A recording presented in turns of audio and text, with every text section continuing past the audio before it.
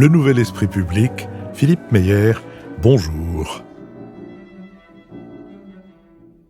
Bonjour, merci de nous avoir rejoints pour ce Nouvel Esprit Public, au cours duquel nous allons tenter d'éclairer certains aspects de l'actualité. Nous le ferons avec Akram Belkaïd, journaliste au Monde diplomatique, Nicole Niesotto, vice-présidente de l'Institut Jacques Delors, Marc-Olivier Padis, directeur des études de la Fondation Terra Nova, et Lucille Schmitt, présidente de la Fabrique écologique.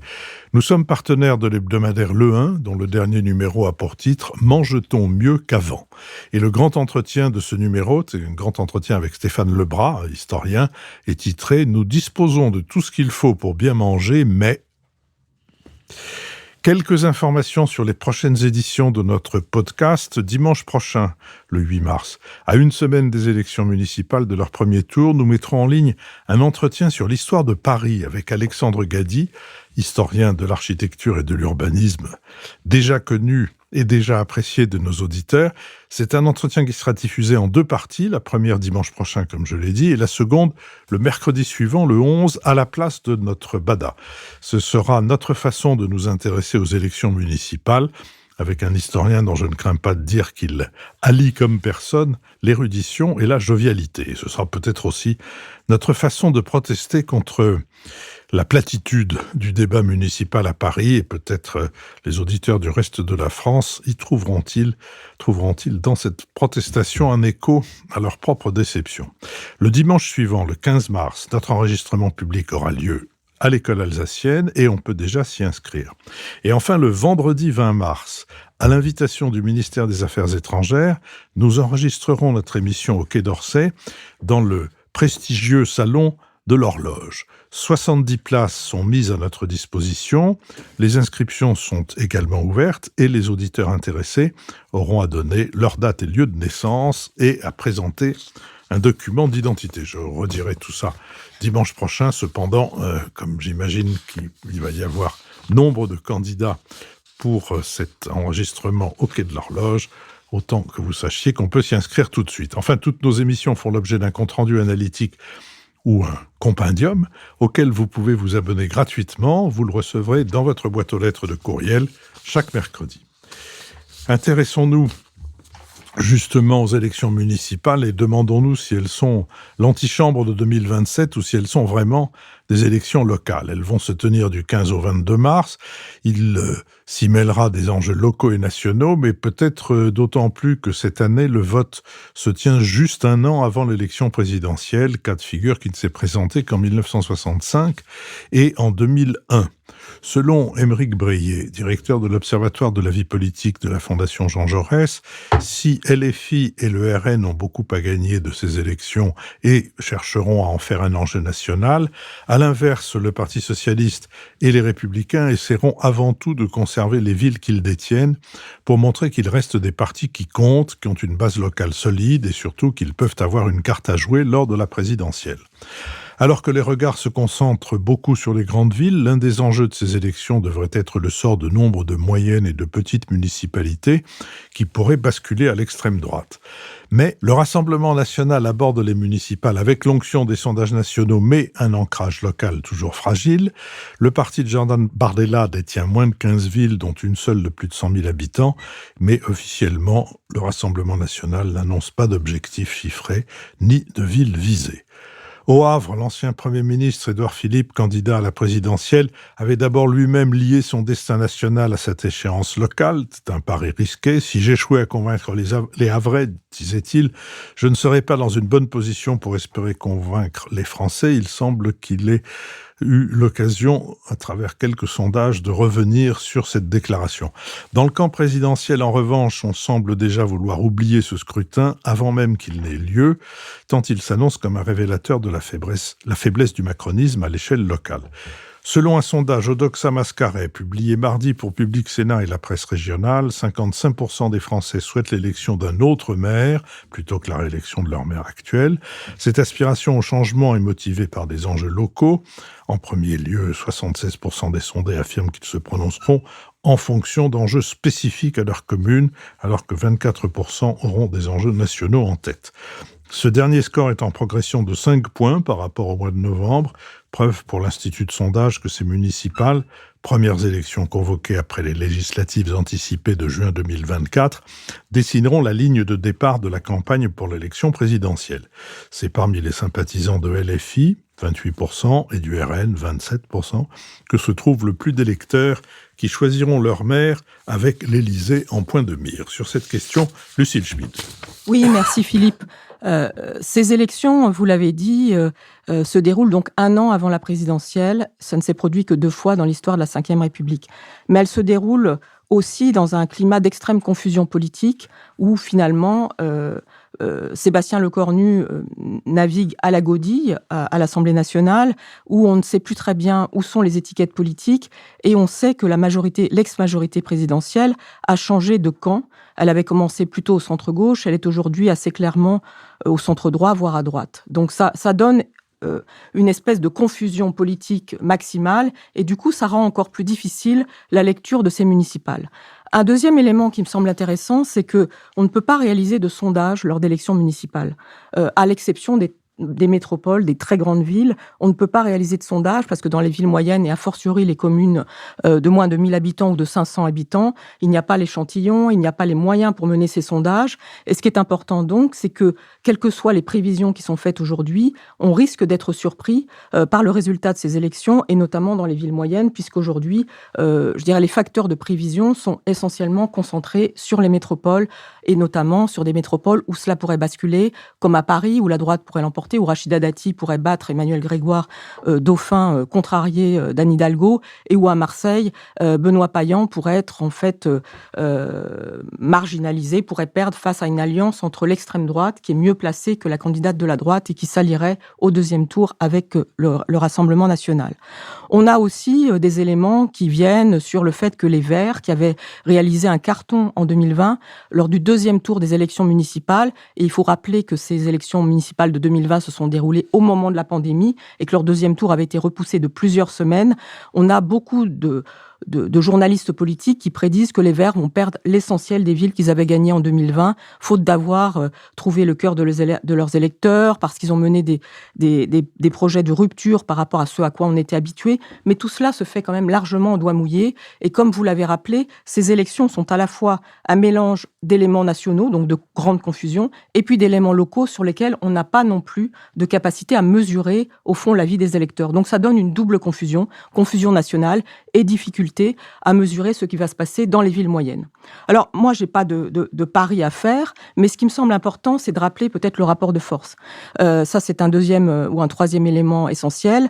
Aujourd'hui, la droite est au pouvoir dans une majorité de villes en France. Elle avait réalisé un carton en 2014, elle l'a maintenu en 2020, et elle espère évidemment continuer à porter ces villes, mais pour autant, elle n'est pas du tout en bonne position pour les présidentielles. Donc ce qu'elle espère, c'est évidemment, de manière un peu visible, et notamment à Paris, conquérir une grande ville au moins, parce qu'aujourd'hui, la plus grande ville qu'elle dirige, c'est Nîmes, c'est-à-dire 110 000 habitants, et c'est pas suffisant, évidemment, pour porter Bruno Retailleau ou un candidat de droite à la présidentielle. Donc on est dans une situation où la droite est forte, mais est faible pour la présidentielle, et elle espère réaliser un gain. Idem pour le PS, d'une certaine manière, qui aujourd'hui est fort à l'échelle municipale et qui espère maintenir ses positions, et qui, notamment, à Paris, espère maintenir le fait qu'il soit au pouvoir dans cette ville, parce que ça peut éventuellement le rendre crédible pour l'élection présidentielle. Enfin, parlons du RN et de LFI.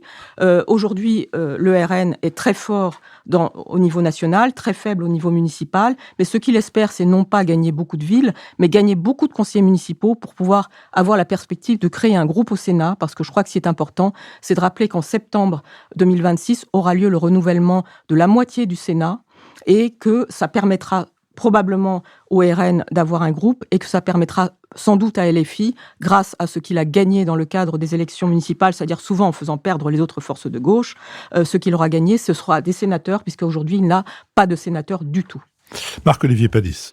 Oui, mais comme l'a expliqué Lucille, ces élections municipales donnent peu d'indications pour les séances de 2027, ou en tout cas des indications qu'il faut manipuler avec prudence et avec beaucoup de nuances, comme elle vient de le faire.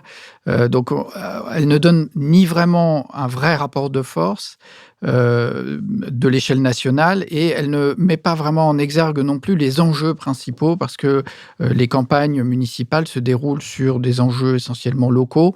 Et ce qu'on voit quand on interroge un peu des maires, c'est que les deux grands sujets, c'est d'abord la propreté et ensuite la sécurité au sens local.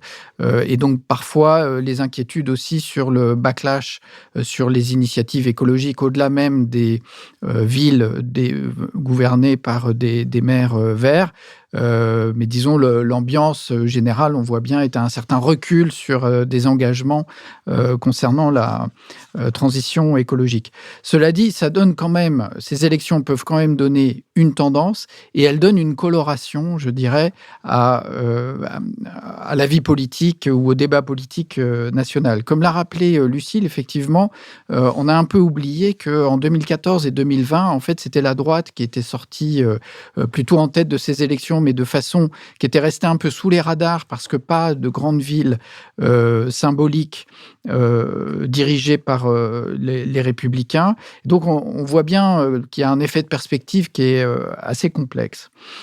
Alors, pour préciser, je dirais deux choses. D'abord, le fait qu'il est difficile de tirer des conclusions nationales de ces élections locales. D'abord, un rappel un peu évident, c'est que sur les 34 746 communes françaises, la moitié compte moins de 500 habitants. Et dans ces petites communes, souvent, il y a des listes sans étiquette.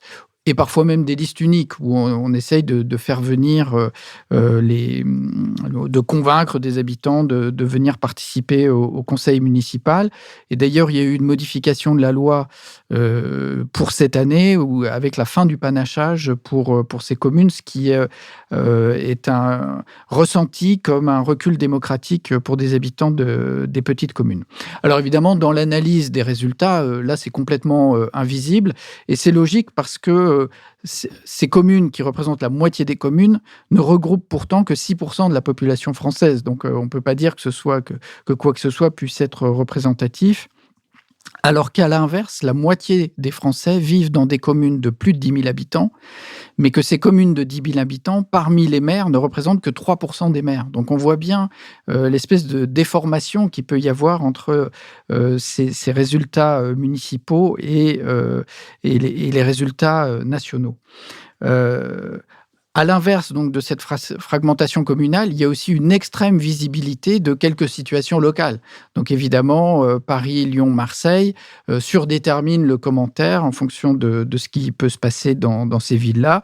Et même les villes importantes, si les Verts perdent beaucoup de villes, évidemment, Lucile y a fait allusion, mais enfin c'est quand même Grenoble, Bordeaux, Montpellier, Poitiers, Strasbourg, Annecy, Besançon. C'est quand même des poids lourds en France, et ça dominera nécessairement les commentaires.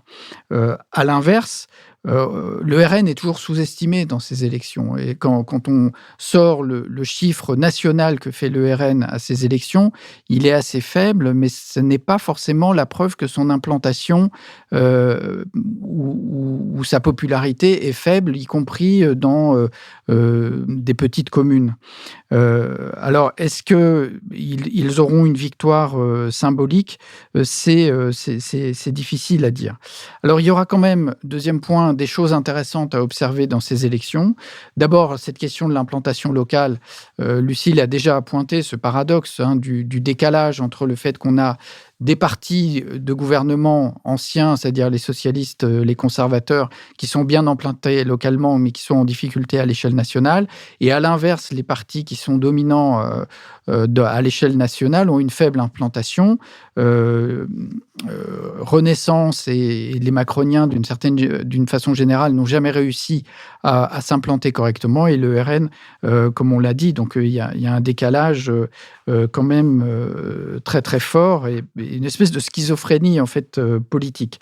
Deuxième point, ce sera intéressant quand même d'observer les fusions des listes au lendemain du premier tour, en rappelant que ces fusions doivent avoir lieu quasi immédiatement, puisqu'il faut redéposer les listes avant le lundi soir, et donc les tractations sont très très rapides, avec un double dilemme symétrique, à la fois pour la gauche, Est-ce que LFI est un facteur qui peut faire perdre des socialistes et des Verts par une attitude intransigeante comme elle semble annoncer? Et à droite, est-ce que les conservateurs nouent des alliances avec le RN au risque de se faire complètement absorber? Donc ça, c'est le cas de Marseille, par exemple, la question fusion, absorption de la droite conservatrice par le RN. Et à gauche, est-ce que le maire sortant cherchera une alliance avec RFI? Et puis, dernière chose à observer, c'est qu'au-delà des stratégies locales des partis, il y a les reports de voix. On verra ça à Paris. Emmanuel Grégoire a besoin des voix des électeurs de gauche, de rassembler tous les électeurs de gauche pour être élu. LFI fera probablement tout pour faire battre Emmanuel Grégoire pour obtenir un scalp. Mais est-ce que les électeurs LFistes suivront les indications de Mélenchon? C'est pas sûr du tout. Et donc, ce sera intéressant de voir quels sont les rapports de voix des électeurs LFistes parisiens au deuxième tour, en faveur ou pas d'Emmanuel Grégoire. Nicole Niesotto. Oui, alors, mes camarades ont beaucoup parlé de la confusion et de l'extrême difficulté de tirer des leçons nationales de ces élections locales. Je dirais, premièrement, il y a au moins 2 partis qui vont tirer des élections nationales, quel que soit tirer des leçons au niveau national, quel que soit leur score au niveau local. Ce sont les 2 partis extrêmes, le RN et LFI, parce qu'ils partent de très très bas. Le RN a 15 villes. LFI, j'ai eu beaucoup de mal à trouver le nombre de villes. J'ai trouvé 3 villes dirigées par LFI. Donc, quel que soit leur score, forcément, ce sera mieux. Et donc, ils diront qu'il y a un indice sur leur futur score national. Et à l'inverse, il y a un parti qui va tout faire pour qu'on ne tire pas des leçons au niveau national de son faible score local, c'est Renaissance, puisque le parti du président n'a aucun ou très peu d'ancrage depuis les dernières élections municipales. On a vu qu'ils avaient abandonné complètement le niveau local. Ça, c'est le premier point. Deuxième point, il y a une ville et un homme qui sont particulièrement intéressés par ce lien entre le national et le local. C'est Le Havre et Édouard Philippe, parce que voilà, son sort en tant que candidat au présidentiel dépend de son sort il est revenu quand même hier. Oui, dépend de son sort au niveau local, à tel point qu'il a été obligé lui-même de dénationaliser sa campagne aujourd'hui dans les élections locales pour ne pas être prisonnier de son éventuel échec au Havre. Mais c'est le seul candidat, je crois, qui se trouve dans cette situation. Aucun des autres candidats à la future élection présidentielle n'est candidat à une élection municipale. Ce que je voudrais dire aussi, c'est que les 2 élections seront influencées par les mêmes enjeux internationaux, si je puis dire. Et ce qui est très rare pour les élections locales, et même d'ailleurs pour les présidentielles, où d'habitude la politique étrangère ne joue pas un grand rôle, mais là, on a un certain nombre d'enjeux qui vont influencer les élections locales et nationales. Le premier, c'est évidemment les questions de sécurité et de défense, et traditionnellement, ça peut jouer davantage au niveau local et national en faveur de RN, du Rassemblement national, mais c'est aussi le phénomène Trump. On sait tous qu'une bonne partie des idéologues américains vont essayer d'influencer, y compris dans les élections locales, de façon à favoriser ce qu'ils considèrent comme leurs alliés naturels, c'est-à-dire les partis d'extrême droite en Europe. Mais là, vis-à-vis, je trouve intéressant de s'interroger sur l'impact de ces éventuelles campagnes de désinformation américaines sur le RN. Parce qu'en fait, j'ai plutôt l'impression que le phénomène Trump dessert le Rassemblement national pour plusieurs raisons. La première, c'est que le RN est traditionnellement anti-américain comme toute la classe politique française, donc il a un anti-américanisme primaire que n'ont pas les autres partis populistes d'extrême droite en Europe, ni les Allemands, ni les Britanniques, etc. Donc ça peut gêner le Rassemblement national d'avoir des alliés trumpistes. Deuxièmement, les excès de Trump lui-même, y compris sur le Groenland ou sur les assassinats commis par sa police anti-immigration, peuvent également desservir le RN. Et en plus, le RN est premier parti de France depuis 2019, donc il n'a pas vraiment besoin, au contraire, ça peut le gêner. Je crois que c'est un des rares partis populistes ou d'extrême droite, comme on veut l'appeler, européens, pour qui l'affection des Trumpistes peut avoir un effet négatif et non pas un effet positif. Et puis, dernier point, ce qui est intéressant à mon sens, c'est que les mêmes enjeux traversent les élections locales et nationales, mais elles se jouent à front renversé. Je parle premièrement de l'Alliance des droites. L'Alliance des droites, y compris avec le RN ou avec Reconquête, à la limite peut passer au niveau des élections locales. Et d'ailleurs, ça risque d'être le cas, et c'est déjà le cas dans 3 municipalités, Nîmes, où on a 2 élus LR sur une liste RN, Bourg-en-Bresse, où le LR et Reconquête font front commun, et Colmar, où le LR et le Rassemblement national sont ensemble dans une liste. Mais est-ce que ça passerait aussi bien au niveau présidentiel ? Ça, c'est une des grandes questions que la droite française doit trancher d'ici 1 an. L'Alliance des droites est, à mon avis, beaucoup plus acceptable au niveau municipal qu'elle le serait au niveau local. Et le deuxième enjeu, c'est le fameux Front républicain contre le Rassemblement national. Est-ce que la gauche, qui est prête à s'allier avec LFI au niveau local, au niveau des municipales, serait prête à le faire ? À principe, elle dit non maintenant, surtout depuis l'affaire du Cantendé. Donc là, on voit que c'est les mêmes enjeux qui jouent à franc renversé. Ce qui est acceptable au niveau municipal ne le sera pas au niveau présidentiel. Et donc, ça complique fortement le jeu des partis politiques dans ces élections. Akram Belkaïd. Bon, beaucoup de choses ont été dites. J'aurais peut-être 3 points sur lesquels j'aimerais revenir. Je pense qu'il faudra vraiment regarder avec beaucoup d'attention ce qui va se passer à Marseille. Parce que, effectivement, si on a une victoire du RN dans cette ville... alors, je ne sais pas si c'est la 2e ou la 3e ville de France, mais c'est sur le plan de la symbolique, c'est très important. Et sur le plan de la dynamique par rapport à l'élection présidentielle qui va venir, ça va être vraiment quelque chose de très important. Ça va être aussi un laboratoire par rapport à la gestion d'une ville importante. On imagine que il y aura très certainement des difficultés, des réactions plutôt hostiles à cette élection possible. Elle n'est pas encore jouée, mais en tous les cas, ça en dira long sur à la fois la capacité de la droite finalement de verser son écho au RN ou pas. Et ça, pour moi, Marseille, ce qui va se passer à Marseille va être regardé de près, y compris par nos confrères étrangers qui s'intéressent énormément à ce scrutin, mais par rapport à cette ville. Autre chose, pour faire écho à ce que disait Philippe au début de l'émission, je suis absolument consterné par la qualité de la campagne électorale à Paris. Voilà une ville qui a de vrais soucis. Je pense qu'il y a au moins 2 dossiers majeurs qui devraient être sur la table et en permanence. Il s'agit du logement et des transports. Et on a une campagne, je qualifierais un peu de campagne pépère, où on n'a pas du tout l'impression que les enjeux sont importants. On essaye de s'attacher aux petites phrases des uns et des autres, aux outsiders comme Madame Sarah Knafo qui arrive, qui essaye de perturber le jeu électoral. Mais en tous les cas, c'est indigne, je dirais, d'une campagne municipale pour une capitale. Et qu'on compare simplement, je ne dis pas comparaison n'est pas raison, mais qu'on compare un peu la campagne qui a été menée à New York il y a quelques mois, il y a 1 an à peu près, puisque ça avait commencé au mois de janvier 2025, avant l'élection, et on voyait bien que ces questions du logement, des loyers, du transport étaient vraiment appréhendées par beaucoup de candidats, même s'il y avait tout le folklore électoral américain, mais en tous les cas, il y avait des propositions concrètes et des débats assez sérieux en la matière, chose qu'on n'a pas ici.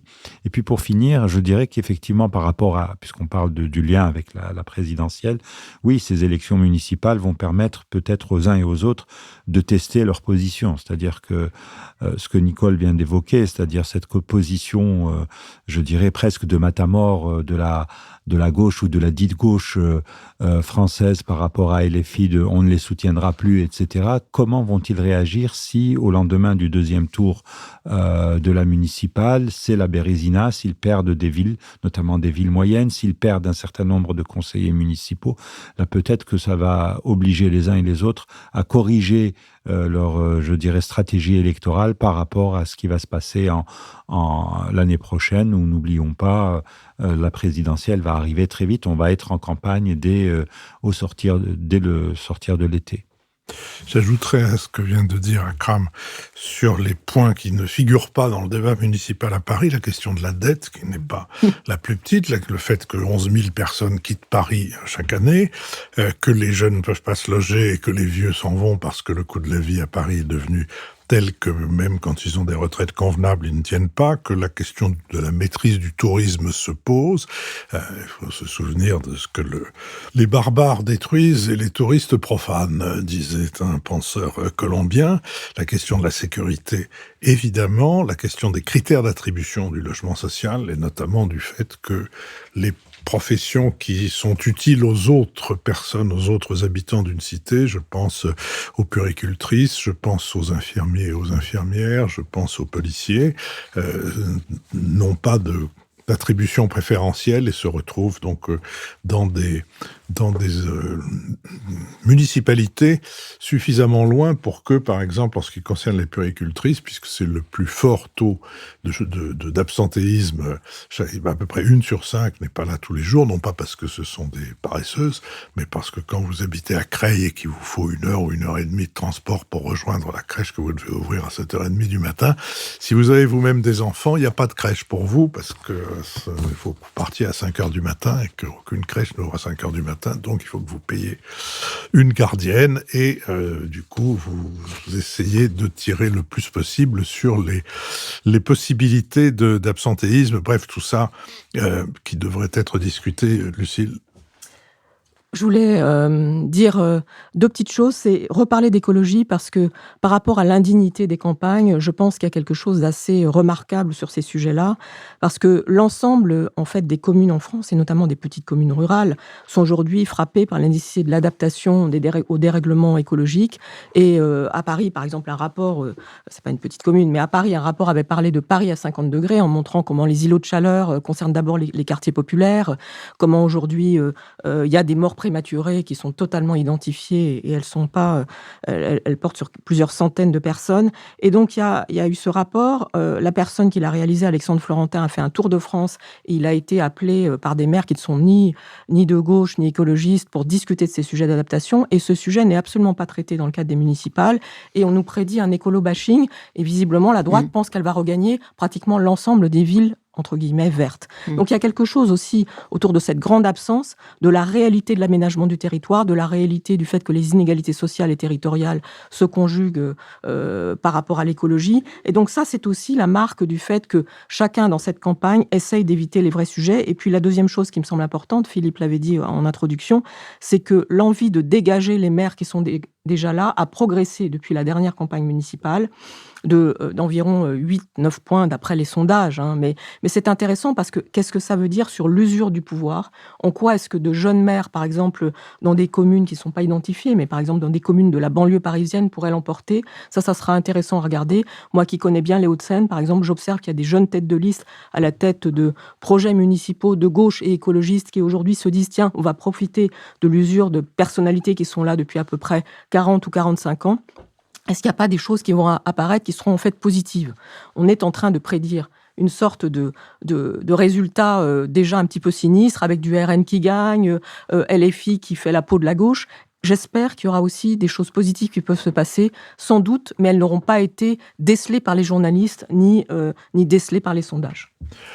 Je vous remercie. Je vous propose de passer à notre deuxième sujet, celui des effets que les 4 années de guerre en Ukraine ont eu et auront sur la Russie.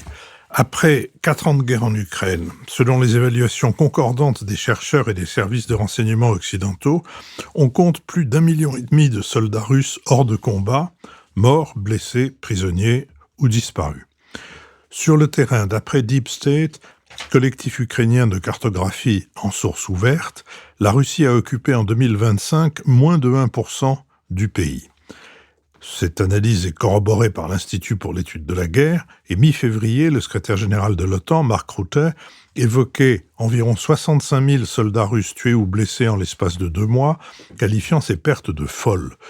Pour les alliés de l'Ukraine, ces chiffres interrogent la capacité de Moscou à maintenir durablement son effort de guerre sans décision politiquement risquée, comme une nouvelle vague de mobilisation.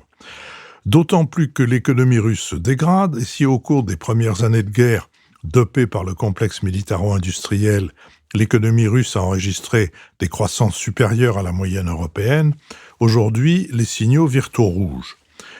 Pour résorber la hausse du déficit budgétaire qui devrait dépasser les 3,5 à 4,4% du PIB en 2026, le gouvernement russe doit financer un budget de la défense qui, en hausse de 30% sur 2025-2027, engloutit 40% des dépenses. Les revenus des hydrocarbures qui composent l'habituel poumon économique du pays s'effondrent à cause de la baisse des cours mondiaux et des effets des sanctions obligeant à vendre avec une décote. Le gouvernement cherche donc d'autres sources de revenus. Les consommateurs russes sont confrontés à l'inflation, 5,6% officiellement, bien au-delà de 10% en réalité, la hausse des défauts de crédit bancaire et la réduction des heures travaillées dans les usines. La guerre menée contre l'Ukraine s'accompagne d'une mise au pas de plus en plus violente de la société russe. Le taux de popularité de Vladimir Poutine ne semble pas fléchir. Plus de 80% des Russes disent approuver son action, selon Levada, le centre d'études d'opinion indépendant de l'État. Mais c'est un chiffre à prendre avec précaution, comme dans tout pays où, sans liberté d'expression, les sondages sont menés dans un climat de crainte et de délation. Sans opposition politique, ni critique dans la presse, sans société civile, ni débat public parmi les élites, cette popularité apparente cache une réalité. En 4 ans, la chape de plomb imposée par le Kremlin s'est alourdie. La répression ciblant une prétendue 5e colonne s'est intensifiée. Les défenseurs des droits humains recensent entre 3000 et plus de 4600 prisonniers politiques. Sur les écrans de télévision et sous les préaux des écoles, la propagande déroule son message. Comme Staline, Poutine combat le nazisme. Comme durant la Grande Guerre patriotique, les opposants sont des traîtres. Sur cette question, Nicole Nesotto. Oui. Triste bilan de ces 4 années de guerre, on a l'impression à première vue que c'est un conflit immobile. C'est-à-dire les Russes ne gagnent pas, les Ukrainiens ne perdent pas. Mais si on creuse un peu, le simple fait que les Russes, au bout de 4 ans de guerre, n'aient réussi à prendre que 20% du territoire ukrainien, en dépit d'une disproportion vraiment forte des forces, prouve que la Russie est quand même en situation d'échec. Alors, le premier échec qu'il faut noter, qui est le plus important à mon avis, c'est un échec stratégique majeur pour la Russie de Poutine et surtout pour sa vision de grande Russie qu'il voulait reconstruire pendant son 2e mandat. Premièrement, la Russie était contre l'élargissement de l'OTAN. Ils ont fait en sorte que la Suède et la Finlande maintenant ont rejoint l'OTAN et que maintenant la Russie a 1400 km de frontières communes en Finlande avec l'OTAN, ce qui est véritablement un échec. L'OTAN est arrivée à la frontière même presque de la Moscovie. Deuxièmement, l'Ukraine est devenue, sinon de jure, en tout cas de facto, un membre de l'Union européenne qu'elle est appelée à rejoindre, et plus personne ne remet en cause, en tout cas, l'appartenance de l'Ukraine à l'Union. Troisièmement, 3e échec stratégique, la mer Baltique est pratiquement devenue une mer fermée. Et les Russes n'ont plus que 2 accès à la mer qui sont Kaliningrad et Saint-Pétersbourg. Et on a vu d'ailleurs hier, notre porte-avions est arrivé en mer Baltique pour des manœuvres, enfin, qui me paraissent, moi, totalement absurdes. On voit pas ce que notre porte-avions va faire là-bas. Mais les Russes ont réagi visiblement avec un drone. Ils se sont sentis très menacés dans cette mer qu'ils ne contrôlent pratiquement plus. Quatrièmement, enfin, sur l'échec stratégique, alors c'est pas véritablement à cause de la guerre en Ukraine, mais ils ont perdu 2 grands alliés dans l'intervalle de ces 4 ans. Ils ont perdu le Venezuela et la Syrie, ce qui affaiblit fortement leur position, en tout cas dans le sud global pendant ces 4 années de guerre. Donc sur le plan stratégique, c'est un échec monumental. Après, il y a les pertes humaines. Vous en avez parlé, Philippe. On a des chiffres qu'on n'arrive pas vraiment à à connaître dans leur intégralité, mais en tout cas, c'est une boucherie, effectivement, pour la jeune génération, en tout cas pour la moyenne génération plutôt, des soldats qui sont envoyés au front. Le CSIS aux États-Unis parle d'1 million de morts de chaque côté. C'est très difficile à vérifier, mais en tout cas, ça met la population soviétique dans un état de dépendance perverse à l'égard de l'argent, puisque le gouvernement russe est obligé de payer très cher pour obtenir que les soldats continuent d'arriver. Et d'ailleurs, il a été obligé de faire cette alliance avec la Corée du Nord, qui a déployé près de 20 000 soldats comme chair à canon au service de la Russie. Les pertes économiques, l'échec économique est majeur. L'économie de guerre a boosté la croissance jusqu'à 4% en 22 et 23, et depuis, ça se retourne. Donc, la croissance en 2025 n'était que de 1%. Et enfin, la dépendance à l'égard de la Chine est devenue majeure. Les relations entre la Chine et la Russie se sont complètement inversées par rapport à la guerre froide. C'est aujourd'hui la Russie qui est dépendante de la Chine, en particulier pour écouler ses hydrocarbures, et la Chine qui est devenue la puissance dominante par rapport à la Russie. Quels sont les gains, en revanche, de la Russie dans cette affaire? Si on peut essayer d'avoir les gains, il y en a un, et il ne dépend pas du tout de la politique russe. Le gain, c'est l'élection de Donald Trump. Grâce à l'élection de Donald Trump, Vladimir Poutine a une carte qui est la carte de l'incertitude, qui est la carte de la permanence, qu'il peut jouer dans ce conflit.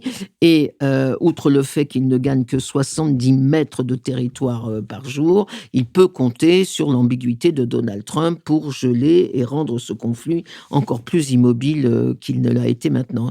Dernier mot sur les perspectives. Donc, qu'est-ce qu'on peut en conclure? J'en conclus que, premièrement, il n'y a aucune dynamique interne dans la Russie, à l'intérieur de la Russie, pour terminer ce conflit et changer le paysage stratégique européen. Poutine lui-même ne change pas. Il est toujours convaincu qu'il y a des nazis en Ukraine, qu'il faut supprimer l'indépendance et la souveraineté surtout de ce pays. Donc, Poutine ne change pas. L'économie, c'est difficile, mais les Russes, à mon avis, peuvent quand même passer outre les sanctions occidentales, parce que la mondialisation fait que beaucoup de pays du Sud sont quand même prêts à commercer avec la Russie, indépendamment des sanctions occidentales. Et tant qu'il n'y a pas de sanctions mondiales, l'économie ne va pas sombrer. Et quant à la société, elle est carrément achetée. Je regarde les chiffres, c'est le gouvernement paye 40 milliards d'euros par an aux familles de soldats, soit pour qu'elles continuent d'envoyer des soldats, soit pour qu'elles ne protestent pas devant la mort de leur propre fils pendant cette guerre. Donc, il n'y a aucune perspective, et donc le conflit, oui, peut continuer longtemps. Akram Belkaïd. Oui, je pense que il faut d'abord rappeler que en la matière, l'agresseur est la Russie, et que c'est la Russie qui a attaqué son voisin au mépris de toute règle élémentaire du droit international. Néanmoins, je voudrais tout de même vous avouer que depuis plusieurs années, j'ai toujours l'impression, à lire tous les rapports, notamment ceux que Philippe a évoqués, que j'ai la sensation de lire que nous sommes toujours dans la première minute du dernier quart d'heure. C'est-à-dire que voilà des années qu'on nous annonce depuis le début du conflit, si vous remontez les revues de presse et tout ce que les dirigeants politiques occidentaux ont pu annoncer, c'est que on était visiblement proche de l'effondrement, que ce n'était qu'une question de temps, que les sanctions allaient faire leurs effets. Et en fait, on en est aujourd'hui dans une situation qui est complètement bloquée, avec un conflit qui rappelle, toute proportion gardée, ce qu'on a connu dans les années 80 entre l'Irak et l'Iran, c'est-à-dire 1 million de morts des deux côtés, et un conflit qui dure 8 ans et qui se termine sans qu'il n'y ait de vainqueur ou de vaincu, par épuisement des acteurs. Et donc, peut-être qu'on se dirige vers ça.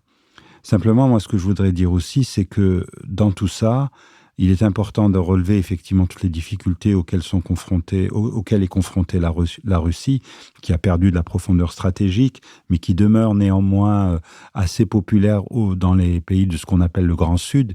Il n'y a qu'à voir les résolutions de l'ONU quand on a des votes concernant ce conflit. On voit bien qu'on a une partie en dehors de l'Occident, on voit bien qu'on a une grande partie du reste de la planète qui n'est pas aussi suffisamment pro-ukrainienne que ne l'aimeraient les chancelleries occidentales. Et j'ai été très intéressé, parce que je trouve que, peut-être que vous l'avez vu passer, j'ai été très intéressé par un entretien publié par le quotidien Le Monde de l'historien Stéphane Audouin-Rousseau, qui est, à mon sens, l'un des premiers, en tout cas dans la presse française, à dire clairement que l'Ukraine va vers une défaite inéluctable. Et ça, on le dit peu dans la presse. Alors, je ne sais pas si c'est vrai ou pas. Je dis que pour le débat démocratique et par rapport à notre appréciation de la situation, on devrait être vigilant par rapport à tous ces discours qui nous donnent une vision, je dirais, définitive de l'évolution du conflit. Pour cet historien, qui est un grand spécialiste de la Première Guerre mondiale, qui suit la situation de près et qui dit lui-même qu'il est absolument à 100% pour l'Ukraine, la défaite inéluctable de l'Ukraine est liée simplement au rapport de force militaire. Par rapport à la capacité, l'Ukraine aujourd'hui n'a pas la capacité de récupérer les 20% du territoire qu'elle a perdu. Et quand vous perdez 20% de votre territoire, c'est une défaite. Je pense que c'est une définition qui pourra faire réfléchir beaucoup d'observateurs, dans la mesure où on voit mal, sauf fait stratégique majeur, on voit mal les Ukrainiens être capables de récupérer les territoires perdus depuis le mois de février 2022. Lucille Schmid. Oui, la question soulevée par Akram est intéressante. Qu'est-ce que c'est que perdre? Qu'est-ce que c'est que gagner? Moi, ce qui m'intéresse davantage, c'est au fond ce qui se passe dans la société russe. C'est-à-dire qu'il y a la question stratégique, il y a les enjeux géopolitiques à l'ONU, il y a l'attitude du Sud global. Mais il y a cette question de ce qui se passe dans la société russe. Et ce qui est très intéressant, c'est qu'en 2022, au fond, on ne savait pas du tout ce qui se passait. Et puis, on a été un peu éclairé au moment où il y a eu cette question de la conscription et de la possibilité de la mobilisation générale. Et là, on s'est aperçu, donc à l'automne 2022, on s'est aperçu que la société russe, une grande partie d'elle-même se disait « est-ce que c'est vraiment ma guerre ?» Et que, comme souvent dans ces conflits, beaucoup de mères ne voulaient pas perdre leur fils. Donc ça, je pense que c'est un point qui est assez essentiel, et qu'il y a quand même pour Poutine cette difficulté, et ceux qui l'entourent, cette difficulté aujourd'hui de continuer à gérer les enjeux internes de la société russe, en sachant que, comme l'a rappelé Nicole, c'est une société qui vit dans la terreur. C'est-à-dire que dès que vous dites, je sais pas, dès que vous, tout simplement, vous soulevez un micro-point, vous faites 10 années de prison, donc il y a cet enjeu-là. Mais il y a aussi cette question dont aujourd'hui, il faut développer un important système, je dirais, de corruption des âmes pour tout simplement trouver des soldats. C'est-à-dire que ça a été rappelé, je crois, par Nicole, aujourd'hui, il faut, grosso modo, un soldat mort, ça rapporte pratiquement 200 000 € à sa famille, d'abord lorsqu'il est payé pour aller au front, et ensuite lorsqu'on récupère l'indemnité, mais encore faut-il que le corps soit retrouvé, puisque le plus souvent, on essaye de faire en sorte qu'il soit considéré comme disparu pour ne pas payer du côté de l'État russe.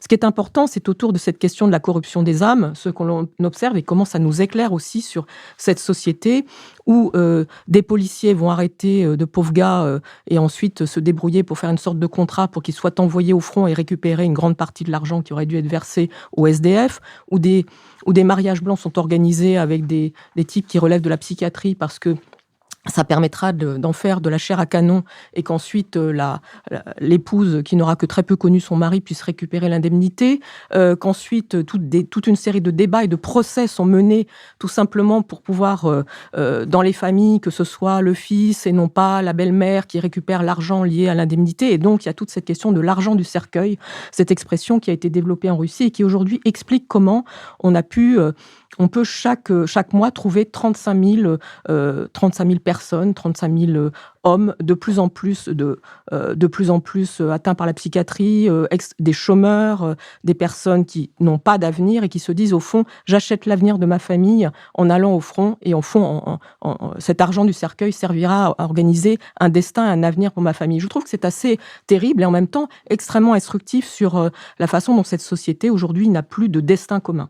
Et puis la deuxième chose qui me semble importante à dire, c'est de rappeler que Poutine a 72 ans, qu'il est entouré de personnes qui sont également âgées, et que la question de que se passera-t-il dans l'après-Poutine, ou peut-on imaginer un après-Poutine? Akram disait, au fond, on n'ose pas penser la défaite de l'Ukraine.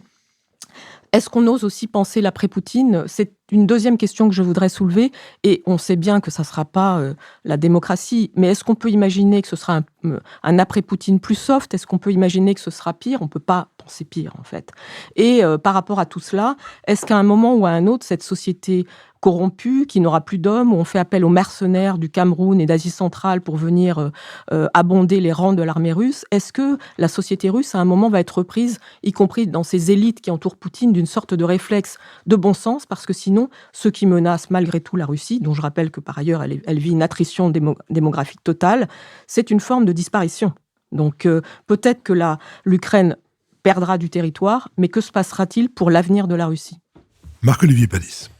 Oui, je rejoins assez cette réflexion de Lucile. On a vu avec le tableau dressé par Nicole que la Russie se trouve dans une impasse complète, stratégique, militaire, politique, économique, idéologique, démographique. Enfin, c'est l'impasse complète.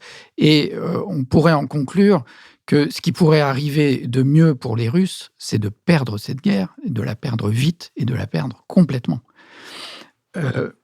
Et en réalité, elle n'a même pas besoin de perdre la guerre. Il suffit qu'elle renonce à cette action absurde qu'elle a menée toute seule, sans aucune raison et sans fondation, et qui compromet son avenir pour plusieurs générations. Alors, je suis d'accord avec une chose qu'a dite Akram, c'est que depuis plusieurs années ou plusieurs mois, on a tendance à se dire mais la Russie va pas tenir, ce pays va s'effondrer, et ça ne s'effondre pas. Et on voit une résilience qu'il est difficile d'expliquer malgré tout. Alors, Philippe a donné les chiffres. Pendant longtemps, en fait, la croissance économique était stimulée par l'effort de guerre, et donc la Russie pouvait avoir une croissance encore en 2023-2024 de 4%, mais maintenant elle est tombée à 1%. L'inflation est forte. La Banque centrale est obligée, pour contenir l'inflation, d'avoir des taux directeurs qui étaient à 20% et les a baissés à 15,5%. Mais quand vous avez un taux directeur de la Banque centrale à ces niveaux-là, ça veut dire que les entreprises ne peuvent plus investir, parce qu'aucun projet économique ou industriel n'est viable avec un taux d'emprunt à ce niveau-là. Donc, l'économie tient, mais il y a plus d'investissement dans l'avenir, et donc ça ne va pas se prolonger indéfiniment. Et donc, on se dit, il y a un coût de la guerre, évidemment. Donc, on l'a dit, 7% du PIB qui est en dépenses militaires, etc. Mais visiblement, il y aurait un coût politique de la fin de la guerre aussi pour Poutine, c'est-à-dire le coût de la démobilisation. C'est-à-dire tous ces hommes qui ont été envoyés au front, qui sont blessés, qui sont traumatisés par cette guerre extrêmement brutale et la gestion extrêmement brutale aussi au sein de l'armée russe. S'ils reviennent dans la société civile, qu'est-ce qu'on va en faire? Quels emplois on va leur donner? Comment on va prendre soin d'eux? Comment on va réintégrer ces anciens combattants? Et on se souvient en France, comme on a cité Stéphane Audouin-Rousseau, que le retour des anciens combattants, c'est compliqué pour l'atmosphère politique et civile. Ensuite, il y a cette question de l'opinion. Je crois qu'il faut revenir aussi sur les difficultés de recrutement dont a parlé Lucile. Mais juste pour rappeler que la situation sur le front, donc on l'a dit, le front de guerre ne bouge plus, mais la guerre reste intense, et c'est ce que les experts militaires appellent une guerre d'attrition, c'est-à-dire que chacune des parties doit renouveler ses forces pour maintenir son effort. Et je regarde des contributions d'experts militaires. Alors, il y a des décomptes qui sont assez macabres, mais en gros, les chiffres, alors qui sont donnés par les Ukrainiens, mais qu'on peut considérer comme fiables, c'est que en décembre, les Russes ont perdu plus de 33 000 hommes, et en janvier, plus de 30 000. Et donc, le problème pour eux, c'est qu'il faut qu'ils recrutent, qu'ils envoient sur le front un niveau équivalent.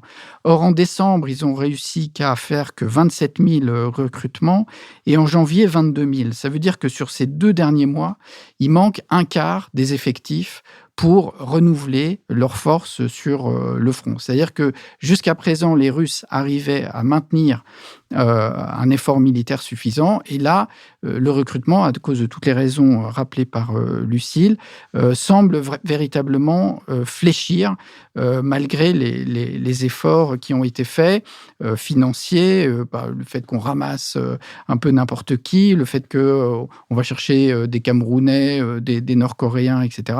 Tout ça ne suffit pas. Ce qui montre d'ailleurs qu'il n'y a pas du tout d'élan patriotique, il n'y a pas du tout d'enthousiasme des Russes pour cette guerre et qui au contraire, les diplômés sont partis, les autres se planquent. Enfin donc, disons, l'ambiance civique et patriotique était vraiment au degré zéro en Russie.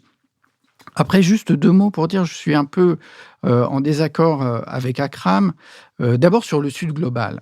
Alors, j'ai pas les chiffres du vote à l'ONU, mais enfin, la Russie n'a pas remporté d'élection. Je dis pas, effectivement, il y a certains votes n'ont pas rallié autant de suffrages que ce que les diplomates occidentaux voudraient, mais quand même, la plupart des pays, même du Sud global, voient bien que c'est une atteinte à la souveraineté, et donc ils ne soutiennent pas du tout la Russie dans cette opération.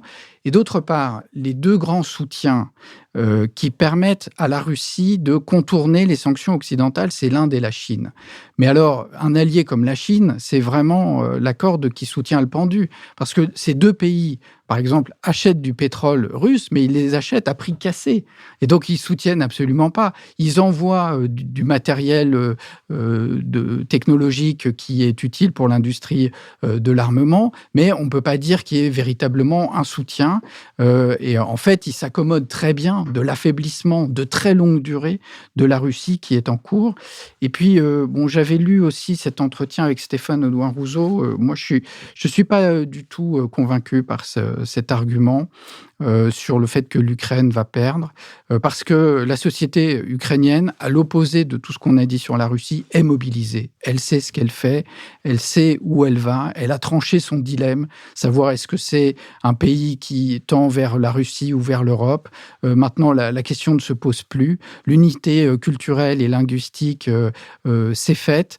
Et donc, un jour ou l'autre, je ne dis pas que c'est demain, mais de toute façon, ces territoires seront récupérés par l'Ukraine ou ils seront neutralisés par un accord international avec des garanties, etc.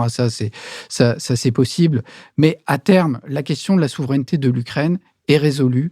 Et donc ça, je pense que c'est quand même la très grande différence de cette guerre. Et quand on regarde en miroir la situation russe, on voit quand même que la crédibilité de l'armée russe s'est effondrée, la jeunesse est sacrifiée, la propagande est abrutissante, la dépendance vis-à-vis de la Chine est énorme, le pays est verrouillé, enfermé dans son récit historique falsifié et une ambition impériale dont elle n'a pas les moyens, et elle a une démographie en berne qui compromet complètement son avenir. Je vous remercie. Nous sommes arrivés à notre dernière séquence, la séquence des brèves, que je vais introduire d'une part en parlant d'une de mes toutes récentes découvertes. J'aurais pu la faire il y a très longtemps, mais c'est comme ça. C'est un livre d'Adrien Bosc qui s'appelle Colonne, qui est un livre qui reconstitue le passage de Simone Weil, la philosophe, en Espagne au début de 1936. C'est une reconstitution faite à partir de très peu d'écrits de Simone Weil, mais à partir de beaucoup d'écrits de ceux qui l'ont côtoyée ou qui ont été ses camarades pendant les quelques mois où elle a été, elle a dû partir après un accident, elle s'est brûlé le pied dans de l'huile bouillante et elle a dû être évacuée.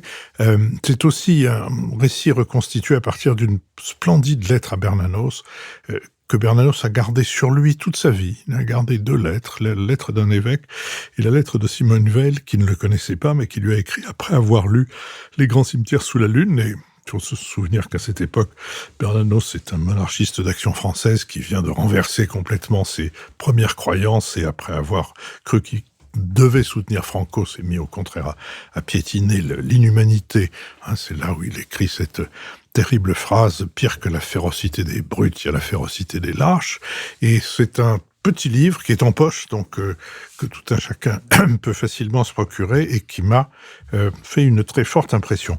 Et puis je voudrais aussi signaler un livre duquel nous reviendrons, qui est un livre de Sébastien Fath, F-A-T-H, qui s'appelle Le Nouveau Pouvoir évangélique, qui est apparu chez Grasset et qui est un livre dont nous inviterons l'auteur à être l'expert d'une thématique sur la question des évangéliques, non seulement aux États-Unis, mais dans l'ensemble du monde. Marc-Olivier Padis. Oui, je voudrais recommander un ouvrage d'Antoine Isambard et Pierre Gastineau qui s'appelle « Les espions du président », publié chez Albin Michel. Depuis plusieurs années, le monde du renseignement est devenu un objet d'études académiques et d'enquêtes journalistiques précises. Et ce livre entre dans cette catégorie des enquêtes sérieuses.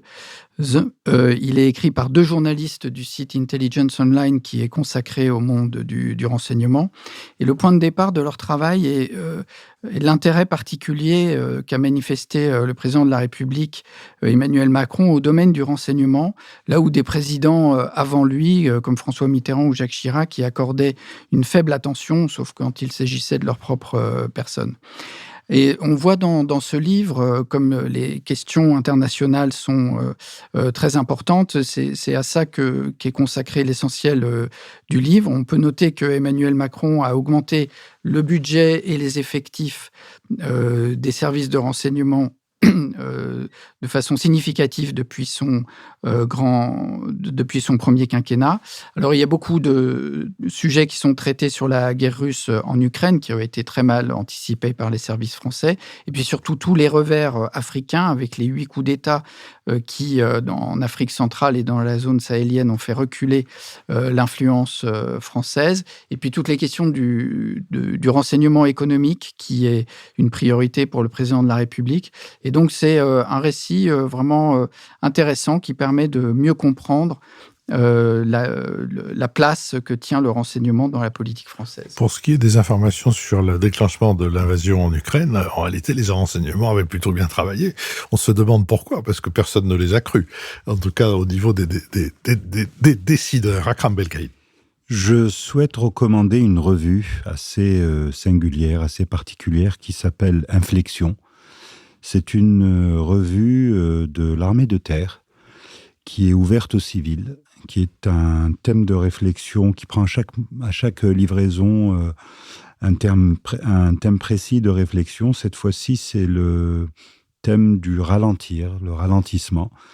Et j'ai particulièrement apprécié un article de monsieur Michel Yakovlev, qui est général de corps d'armée et qui réfléchit sur les armées et la syncope, c'est-à-dire la temporisation. La syncope étant prise au sens du jazz, c'est-à-dire cette note qui va à l'encontre du rythme et qui démontre comment les armées, parfois pour vaincre, sont obligées de casser le rythme, changer de rythme, privilégier l'attente. Napoléon était un grand spécialiste de la chose, mais aussi en 14-18, certains généraux français, maréchaux français, ont réussi aussi à mettre ceci en vigueur. Et la lecture de cet article, elle est en lien, bien entendu, avec le débat que nous venons d'avoir par rapport à notamment la position des Occidentaux actuels par rapport au conflit entre l'Ukraine et la Russie. À quoi jouent les Occidentaux? Qu'attendent les Occidentaux? Attendent-ils de manière délibérée ou pas? En tout cas, c'est une revue que je recommande parce que ce sont toujours des sujets assez inédits qui sont abordés. Nicole Desautos. Oui, le général Yakovlev est un grand personnage aujourd'hui médiatique et ne mâche pas ses mots contre la Russie. Moi, je voulais étendre un tout autre domaine. Vous recommandez une exposition absolument gratuite, c'est rare, et magnifique, dans un nouveau musée qui est également remarquable. C'est l'exposition intitulée « Rêverie de pierre » de Roger Caillois au musée des Arts Joailliers à Paris. Alors, c'est un nouveau musée sur les grands boulevards. C'est le même bâtiment que le musée Grévin et qui a été racheté il y a quelques années par Van Cleef et Arpels et maintenant est devenu un musée des arts joailliers. Il y a eu il y a quelques mois une exposition sur les perles absolument formidable. Et donc là, en association avec le musée d'histoire naturelle, le musée propose 200 pierres que Roger Caillois avait collectionné. Je n'ai pas lu personnellement Roger Caillois, mais je ne savais pas qu'il était aussi non seulement ethnologue, sociologue, etc., mais grand collectionneur de pierres naturelles, et qu'il a écrit énormément de textes qui parlent de la rêverie des poèmes que ces pierres inspirent. D'ailleurs, l'affiche de l'exposition est très belle, ça s'appelle Sim, c'est une pierre, c'est un onyx qui ressemble véritablement à une montagne chinoise, c'est absolument magnifique, et donc ce sont des pierres brutes, onyx, agate, marbre, fluorite et cristal. Il y a du cristal dont il dit d'ailleurs, il y a des extraits de poèmes magnifiques, il dit « Le cristal dont les prismes, pas plus que les âmes, ne projettent des ombres ». Et si vous regardez le cristal, c'est vrai, d'ailleurs l'exposition montre qu'il n'y a pas d'ombre dans le cristal. Donc voilà, je voudrais vous recommander ceci parce que c'est absolument magnifique et gratuit. Lucille Schmitt. Moi, je vais recommander une exposition qui n'est pas gratuite, qui a lieu au Musée d'art et d'histoire du judaïsme sur la photographe Denise Bellon, qui était née en 1902 et qui a traversé le siècle d'une manière absolument incroyable. D'abord, dans l'entre-deux-guerres, elle photographie des corps de femmes souvent à la plage, avec une liberté incroyable et avec un goût aussi pour le surréalisme, très proche d'André Breton. Elle ira photographier les surréalistes au désert de Retz en 1960. Donc, elle a toujours eu ce goût, en fait, de l'esthétique. Et par ailleurs, elle fera beaucoup de photojournalisme. Elle ira en Finlande, elle ira en Afrique montrer les méfaits du colonialisme. Elle montrera aussi en 1945 les orphelins de la Shoah.